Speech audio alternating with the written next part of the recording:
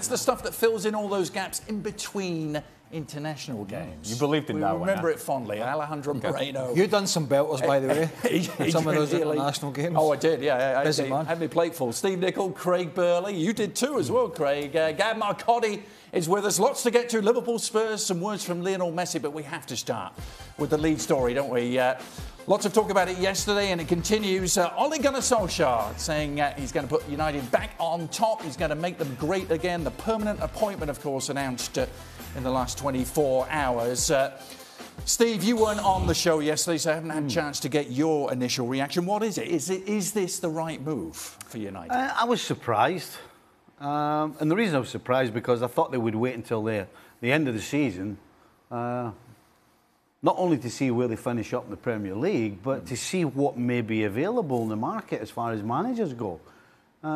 This would suggest that Pochettino's definitely not going to be available.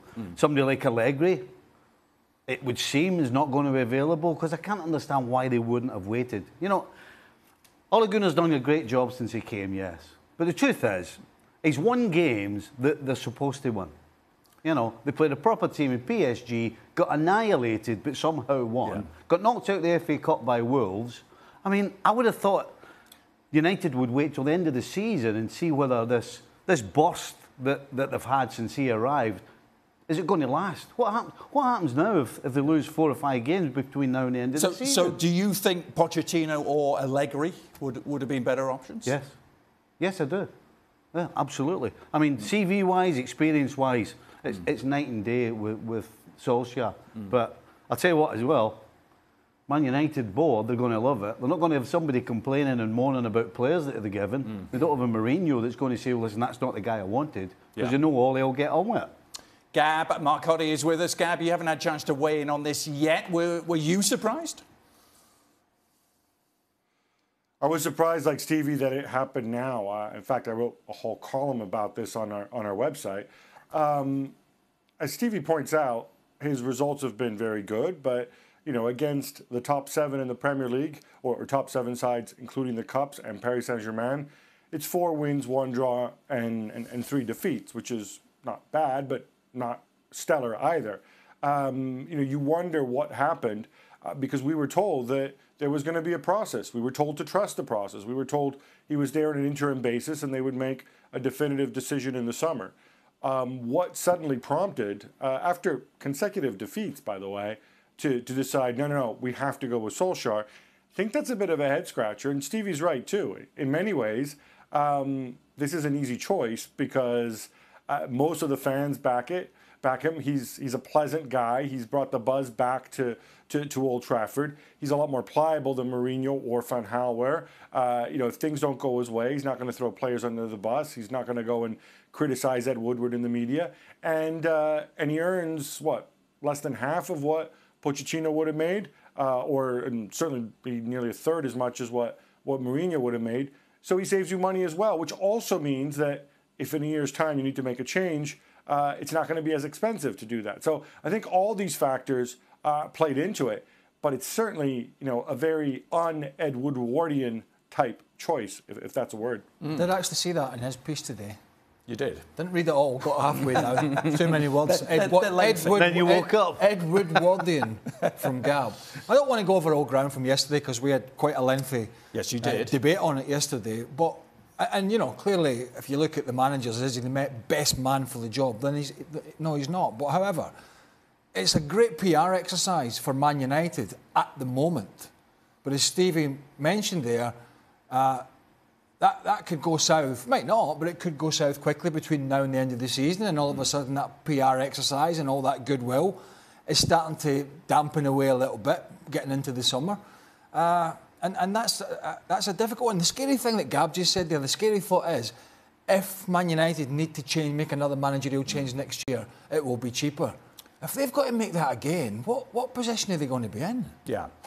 You know, it's always dangerous reading Twitter comments, isn't it? But there's a lot out there about the fact that Pep Guardiola did not have an impressive resume when he took over the Barcelona first team in 1 year. Okay, look, I was sitting here defending Solskjaer, but let's not take that lead. Did you see the players that he took over? Let's not take that lead. I tell you what, he could have went like that. He shut his eyes and said, on you go. No, actually, I did preface it by saying it's dangerous reading Yeah, no, Twitter. I mean, that's a big lead. So let's not go there. But let's, for a second, argue the fact that Ole Gunnar Solskjaer has done a tremendous job since he has come in, right? And so if you make this appointment now, maybe you're saying to the players, look, this is the guys that you want this guy in place. You've been playing well for this guy. And maybe we use this momentum to get ourselves into Champions League next year. Maybe we make that case. Maybe we make this run. Maybe we make the top four that perhaps we were not going to be able to do or wasn't even a dream when Jose Mourinho was in charge. The other thing I would say is that since when do we go around firing guys or getting rid of guys that are actually doing a good job and doing a great job of it? And so for all the things that I'm hearing that Solskjaer cannot do or hasn't done or hasn't been able to do or doesn't have in his resume, about the things that he's doing now, do those things have no value? The things that he's getting out of the players, the things that he's getting out of this team, that other managers were not getting out of this team, that has some value, and I think, to some degree, justifies the decision to say, you know what, you take this team forward. Gab, just quickly. Only thing I would say in response to that, Ali, is he ain't going anywhere between now and the end of the season. So the question is, why do you have to appoint him in March after less than 100 days in charge? And also, about the things he's doing now, leave the PSG game with 10 regulars out to one side. United didn't play well again in their last two games against Arsenal and Wolves. They didn't play well against Palace. You know, some of that bounce early on, that's kind of worn off in terms of performances. Let's not take away from what he has done. Okay, if you want to make cases for somebody else, go ahead and do that. But taking away, we are, Ali. No, but I think Gab is, because he's essentially saying underappreciating what he has done up until this point. This team was floundering in mid-table. This team was nowhere near the pace of the top four, and now they have a chance to make it into the top four. There is some value to that, at least in my mind. You just wonder if some of the optics of this is the fact it's just come off. Yeah. They're too worst to think. I mean, is that anything to do with it? I don't think any of us are devaluing what he's done, right? We've all praised him for what he's done. But this is Manchester United. This is one of the biggest teams on the planet. And there's a guy taking over who's been coaching in the academy at United and in the Norwegian First Division. And you think, in a spell at Cardiff, which was an absolute disaster, to take over one of the biggest teams in the world and think he's going to turn them into world beaters and challenge him for Champions Leagues. But he's had a pretty significant audition, hasn't he? I mean, those stats showed up. More points than City and Liverpool in his time. No, nobody's denying that, but you do. Yeah. You know, listen, the players were on the floor, right? And as I said yesterday, I think Mourinho had taken it to such an extent, so low, that he actually wanted the sack. The players knew it, and he knew it. So I'm not taking it away from him, but he went in, happy-go-lucky, gets the pick-up, they play well, they got some good early fixtures in against weaker teams, they battered those, then there's some great results. All of a sudden, they got that pasting at home to PSG, it was down in the doldrums. Yeah. Miraculously got the victory in Paris, don't know how they did it, but they did. And now it's just gone a little bit flat again. And I just think for one of the 2 or 3 biggest clubs in the world to give somebody the opportunity to turn this sinking, it's not a sinking ship, but it's certainly lagging, to turn that around after 19 games and say, there you go, you've got the responsibility now. I think that's quite a big ask. Well, his first game in permanent charge will be at home to Watford. Meanwhile, Raheem Sterling continuing to grab all the headlines after his exploits for England. Of course, red-hot Raheem. Rah, Raheem. And the reason I bring it up is the ballots are out for the PFA Player of the Year. The players will be voting on this over the next couple of weeks. And as you can see, Sterling, second favourite to win it, some distance behind Virgil van Dijk. According to the odds makers, Aguero, Mane and Salah also in there. It's a difficult one, isn't it? Yeah, who would you give it to? It's apples and oranges, because if you like your defenders, Van Dijk, and Aguero's been, and I think... I don't know. I'm erring towards Sterling, but then if Van Dijk helps Liverpool to the title... Yeah. So you have to vote now. There's still 8 games to go, so you don't know what the outcome's going to be. I mean, listen, you can. There's pros and cons for both, to be clear to everybody. Yeah. Raheem Sterling, no question, has taken his game to a level that not any of us, I don't think, thought he was capable of. To the point where every time he gets the ball, you think he's going to score, or he's going to set somebody up, or he's going to terrorise the defence. The argument for Van Dijk is that he is so far ahead of anybody in the world right now as a defender. I mean, he's on an island, miles away from anybody. There's nobody close to him. Yeah. So it's... I mean, the game's about goals, and if you think the game's about goals, then you give it to Sterling. But if you think it's about an impact and certainly something that you don't see these days, a proper defender, then you give it to Van Dijk. But I guess either way, you can't go wrong. Right. Ali? I think what I found outstanding about Raheem Sterling is that he is standing above in a team in Manchester City where there's a whole lot of talent, and yet he is the highlight of a team that, again, you can pick and choose whatever player you want for your starting 11. Raheem Sterling has been outstanding. But to me, there's no question that if we were to vote now as to who should be the player of the year, it's Virgil van Dijk. Gab, your chance to weigh in on this. Who would your vote go to? Right, to me, it's a toss-up, so that I always look to the next criteria, which is if you took these guys out of their team, how much would their team suffer? And you take Sterling out of City this season, you know, maybe they'd be second, a few points back. I think if you take if you take Van Dijk out of Liverpool this particular season, the way they're playing this year, I think they're way, way out of the title race. So for that reason, I go Van Dijk. Well, in case you haven't heard, we now have a YouTube page. Subscribe and you can get all your ESPN FC content to your heart's content as well. YouTube ESPN FC. The resumption of the Premier League action finds Liverpool 2 points clear of Manchester City, albeit having played a game more. Spurs, Arsenal, United and Chelsea in that tight race for the top four. Liverpool against Spurs, the game of the weekend, coming up at Anfield on Sunday. Liverpool, the team in form, 3 wins in their last 4. Spurs without a win in their last 4. Stevie, Liverpool have a great record too against Spurs, particularly at home. They've only won once there in 24 years. I have to say that I'm very confident. Deal is out. All starts at July 16th. With Roma against Chivas, goes through to August the 10th. Ahead of the ICC, former Inter and Juventus great Christian Vieri sat down with our Sebastian Salazar. Juventus, Atletico Madrid, what do you make of that tie? I tell you the truth, I didn't think that Juventus was gonna, win that game because, Atletico is a very, very hard team to play against. They're very, very strong in defense, and I knew that no big team wanted to play against them. And Juventus got them. They lost 2-0 over there, so I didn't think they were gonna score 3 goals or even 2 goals. To go to extra time. I just said that it wasn't gonna happen. But then the number 7 came up, scored 3 goals and just dominated the game. And then, Juve played a phenomenal game, I think the best game of the year. And they just, destroyed Atletico, like physically, like mentally. They were really hungry, they really wanted to win. And, when you've got a striker like Ronaldo that, he scored amazing, they're very quick. But Juve is a strong team with a lot of experience. A lot of big players, so that counts in these games. Do you think Juventus are the favourites for Champions League? I always think Barca is the favourite. Just because of Messi? Because of Messi, because the way they play, their style of play. I think, it's very, very hard to beat them at the Nou Camp.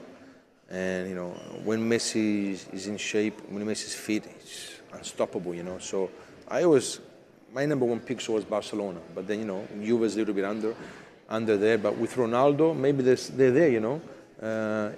I have to say that this year is an amazing Champions League because you got Man City, Liverpool, you got big teams, and Juve is there, Barca's there. So I think it's an amazing Champions League, and let's see what happens. But it's going to be very, very exciting.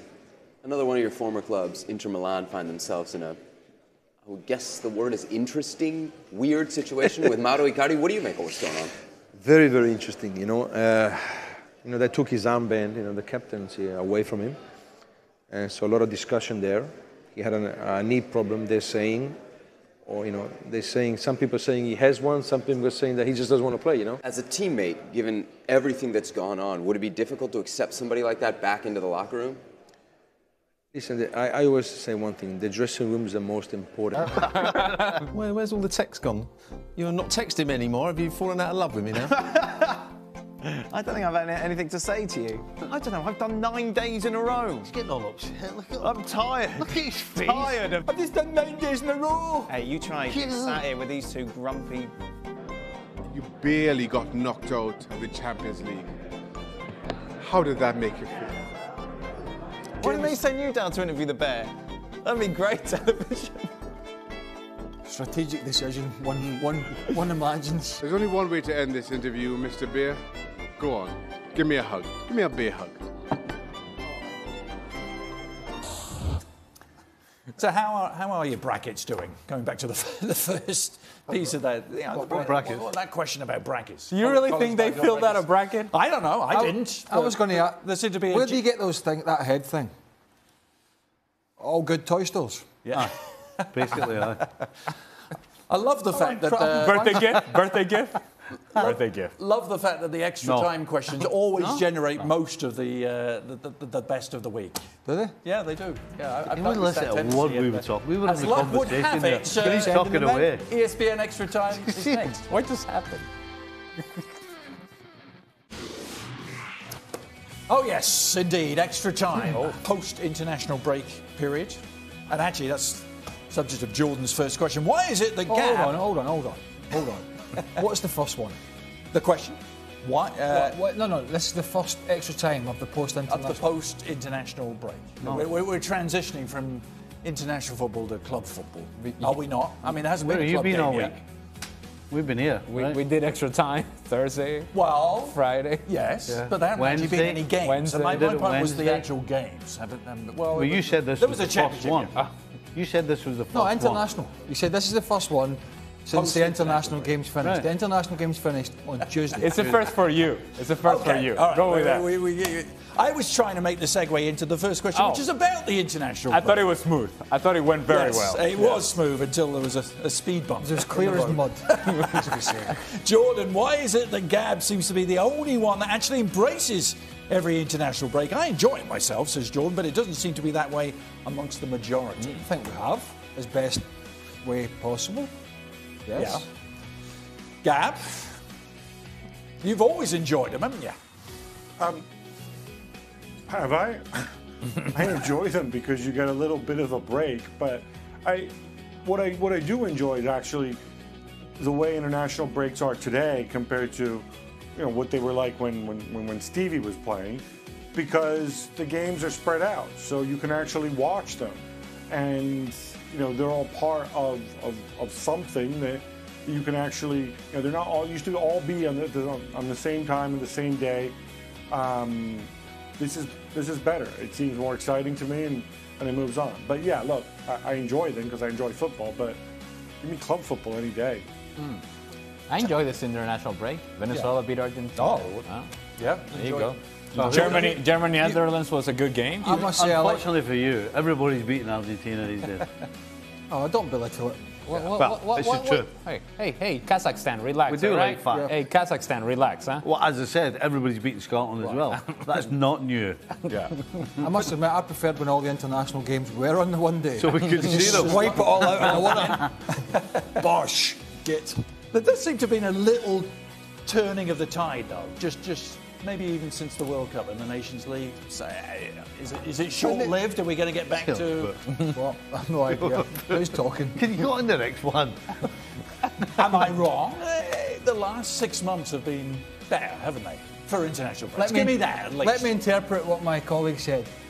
Get on with the bloody thing. He's saying You're whittling away.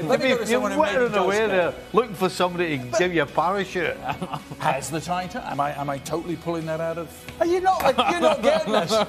Move on. I'm siding with Jordan. I'm saying, well, maybe we're not giving enough love. No, it's all right. Just say yes, so we just say yes. All right, I'm not going to get anything more. Matt. Sorry about that, Adrian. Jordan, I tried. Matt says, what was the biggest upset, the most shocking result in a football match you've ever witnessed? I guess that could be one you've World Cup watched semi-final. or played in, or World Cup semi-final. Germany against Brazil. 7-1. That result was just ridiculous. Yep. Didn't see it coming. No, nobody saw that. Anything to match that, Stevie? No, that Biggest upset. Most shocking result. biggest upset. I guess playing wise would be when we lost in the FA Cup final. 88, 1-0. Wimbledon. No, that was a shock, aye. Yeah. Yeah, but I have to go against Ali. I mean, the fact that Brazil lost isn't. No. It's the scoreline. The scoreline was The manner in which. It was like. In Brazil. Yeah. Correct. Everything about it was mind-boggling. 88 was stunning, wasn't it? Well, is it? Because if a team deserves to get to an FA Cup final, I mean, they're just completely contrasting styles. Yeah. The crazy gang in the culture club, as they called it, on that day. You can't help yourself. I can't help. Gab, I'd actually go with Ali, go for a World Cup game. Cameroon, Argentina, opening game in 1990. That, for me, was the biggest upset ever. So we're reigning world champions, Gab. Yeah, I agree with the ones you guys mentioned. I'll throw two other ones out there. Euro 2004, that final, Greece against Portugal in Portugal, with Cristiano Ronaldo and also all the old generation, Luis Figo, Rui Costa, and those guys. That was something else. Remember too, it was also the summer after Porto had won the treble. Nobody gave Greece a prayer before the tournament, and Portugal battered them in terms of taking shots on goal. And then the avenging angel, Angelos Charisteas, rising into the heavens and scoring the only goal in that game. Certainly for me in club football, Greece winning Euro 2004 certainly is right up there. Denmark winning the Euros in '92 when they were on vacation and had to be brought back. They were not even in the tournament to begin with. Wigan Man City, FA Cup. Yeah. It's probably a bigger shock than the one I said. USA beating England in the 50s. A bunch of amateurs against a bunch of pros. Yeah. That was a big one. None of us saw that, though, did we? England winning the World Cup in '66. That was an upset. Was that an upset? That was the biggest disaster. Finally, Craig Burley's beard is the provider of this question. There's a bridge in Scotland where dogs are reportedly jumping to their deaths for no known reason. Does this surprise Craig and Stevie? How did it get there? Familiar with the story at all? Well, honestly, how did dogs jumping off bridges? So how do the dogs go to this one bridge? How did they get there? Well, the owners take them. They're walking them. Yeah. And then the dogs, apparently, I've read a little bit of this email from the producer who was keen to get this in. Good idea. I don't know why, it's a Scottish thing. Right. And apparently the dogs, according to the email, the dogs take a funny turn when they get, and if they're not on the lead, when they're near this bridge, and start jumping off. And some, like 300 or something, have done it. Oh my word! What a nice dark ending to the week. We will be back with you reviewing all of Saturday's action. ESPN FC available on Plus.